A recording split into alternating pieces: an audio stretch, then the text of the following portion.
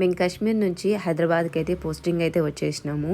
So అప్పుడు మా ఇంట్లో వాళ్ళు నాతో మాట్లాడారని చెప్పాను కదండి. అయితే నేను హైదరాబాద్లో వాళ్ళ చెల్లెలు వాళ్ళ ఇంట్లో ఉండాల్సి వచ్చింది.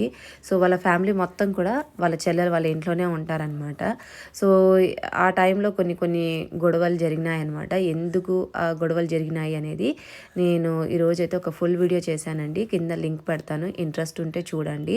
సో ఇక్కడ ఏంటంటే నేను అప్పుడు హైదరాబాద్కి వచ్చినప్పుడు 8th మంత్ ప్రెగ్నెంట్ అయితే ఉన్నానన్నమాట. ఎంతగా అనంటే వాళ్ళు నన్ను ఎంతగా బాధ పెట్టారంటే నా చేతులతో నేను చనిపోయేటట్లుగా చేశారనమాట. సో ఎందుకు సూసైడ్ చేసుకున్నాను, చేసుకోవాల్సి వచ్చింది అనేది ఒక చెప్పాను కదా, వీడియో కింద లింక్ పెడతాను, ఇంట్రెస్ట్ ఉంటే చూడండి. సో ఇంటర్ క్యాస్ట్ మ్యారేజ్ చేసుకోవడం అంటే అంత ఈజీ కాదు. సో భర్త సపోర్ట్ ఉంటే మనం ఎన్నైనా జయించవచ్చు అనమాట. సో ఎవరూ లేకుండా భర్త కూడా మనకు ఆపోజిట్ అయితే ఏంటి అనేది చూపిస్తాను ఆ వీడియో.